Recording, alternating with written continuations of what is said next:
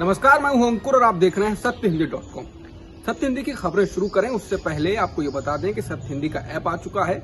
उसको डाउनलोड करने के लिए आपको इस वीडियो के डिस्क्रिप्शन में जाना होगा, वहां से आप ऐप डाउनलोड कर सकते हैं। ऐप को आप गूगल प्ले स्टोर से भी डाउनलोड कर सकते हैं।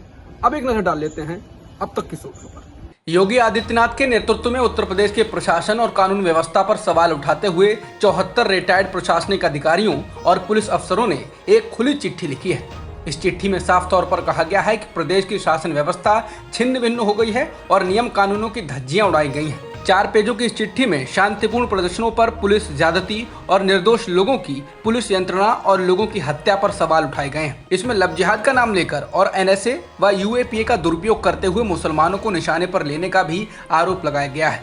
चिट्ठी में कहा गया है कि ऐसा लगता है कि कार्यकारी मजिस्ट्रेट और पुलिस समेत प्रशासन की सारी शाखाएं ध्वस्त हो गई हैं।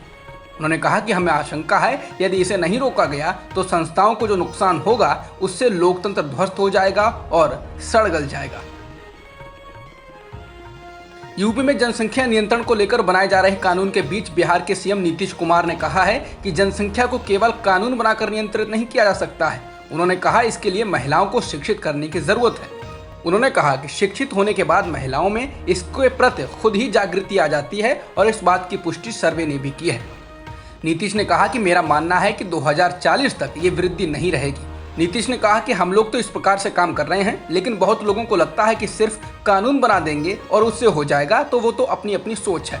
इस दौरान नीतीश ने चीन का भी उदाहरण दिया कि कैसे अब उनको 3 बच्चों की नीति लानी पड़ी है।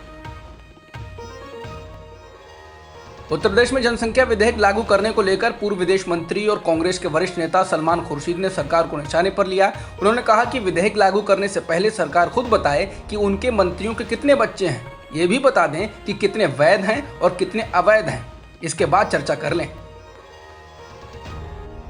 उत्तर प्रदेश सरकार की नई जनसंख्या नीति पर विश्व हिंदू परिषद ने ही सवाल खड़े किए हैं। विश्व हिंदू परिषद के कार्यकारी अध्यक्ष आलोक कुमार ने कहा है कि बिल में शामिल एक बच्चे की नीति भविष्य में नकारात्मक प्रभाव पैदा कर सकती है। उन्होंने कहा कि पब्लिक सर्वेंट या अन्य को एक बच्चा होने पर इंसेंटिव देने की बात कही गई है। इस नियम को बदलना चाहिए, क्योंकि अगर 1 चाइल्ड पॉलिसी लाई जाती है तो इससे समाज में आबादी का असंतुलन पैदा होगा। ऐसे में सरकार को इस बारे में फिर से विचार करना चाहिए, वरना इसका असर नेगेटिव ग्रोथ पर हो सकता है।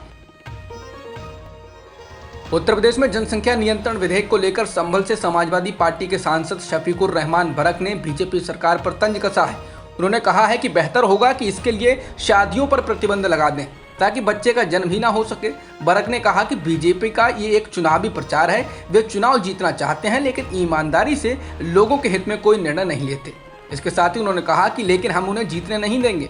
बता दें, नए जनसंख्या नियंत्रण विधेयक के अनुसार 2 से अधिक बच्चे वाले लोगों को सरकारी योजना का फायदा नहीं मिलेगा, वो स्थानीय चुनाव भी नहीं लड़ सकेंगे और ना ही सरकारी नौकरी में आवेदन कर सकेंगे। इसके अलावा भी कई चीजों से उनको वंचित किया जाएगा। दिल्ली के मुख्यमंत्री अरविंद केजरीवाल का मुफ्त बिजली का दांव कई राजनीतिक दलों को भाग गया है। अब समाजवादी पार्टी के मुखिया अखिलेश यादव ने भी ये दांव चला है। सपा के लखनऊ स्थित कार्यालय के बाहर लगे होर्डिंग्स में वादा किया गया है कि अगर 2022 में उत्तर प्रदेश में अखिलेश यादव की सरकार बनती है तो राज्य के लोगों को 300 यूनिट मुफ्त बिजली दी जाएगी। इसके अलावा 10 लाख युवाओं को नौकरी देने का वादा भी किया गया है। बीते साल नवंबर में हुए विधानसभा चुनाव में बिहार में RJD की ओर से सत्ता में आने पर 10 लाख नौकरियां देने का वादा किया गया था। ये वादा चला भी था और RJD राज्य में सबसे बड़ी पार्टी बनकर उभरी थी। नए इलेक्ट्रॉनिक्स व सूचना प्रौद्योगिकी राज्य मंत्री राजीव चंद्रशेखर का वेरीफाइड ब्लू टिक लगा हुआ ट्विटर बैज हटा दिया गया। हालांकि थोड़ी देर बाद ही ब्लू टिक को दोबारा बहाल कर दिया गया।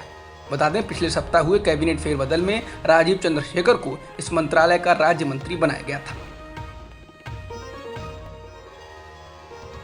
पंजाब विधानसभा के चुनाव में क्या किसान संगठन भी उतर सकते हैं? इन दिनों किसानों के बीच ये मुद्दा गर्म है। इस आवाज को ताकत दी है हरियाणा के किसान नेता गुरनाम सिंह चडूनी ने हाल ही में कहा कि किसानों को मिशन पंजाब के लिए जुटना चाहिए, लेकिन किसान संगठनों ने उनके इस सुझाव को व्यक्तिगत बताते हुए खारिज कर दिया है।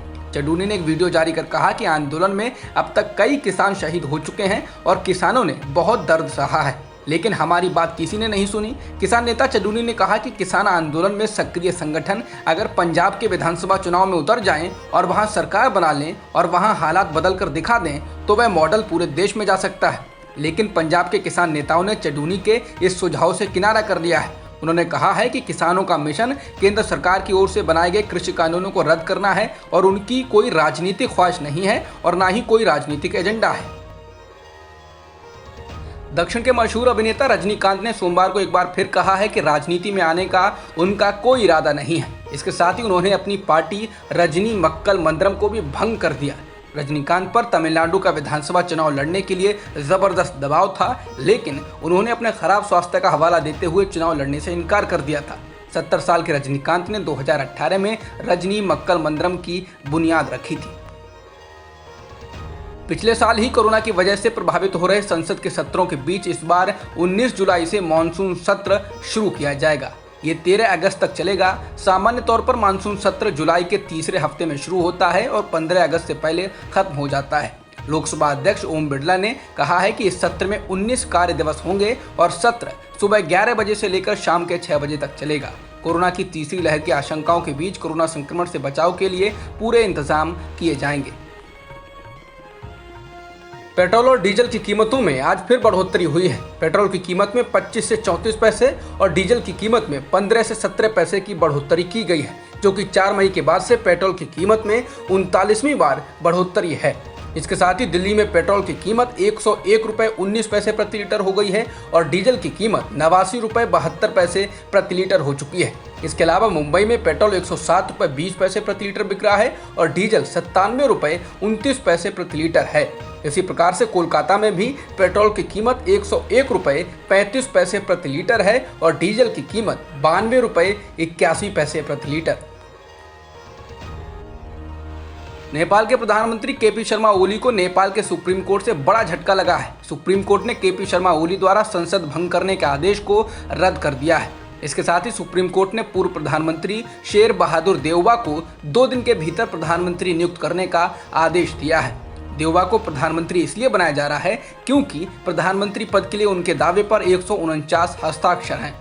बता दें, नेपाल के राष्ट्रपति विद्यादेवी भंडारी ने बीते मई को प्रधानमंत्री केपी ओली की सिफारिश पर संसद भंग कर नवंबर में मध्यावधि चुनाव कराने की घोषणा कर दी थी।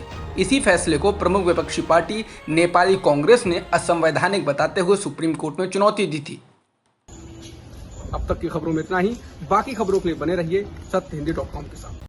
सत्य हिंदी का ऐप डाउनलोड करें गूगल प्ले स्टोर पर।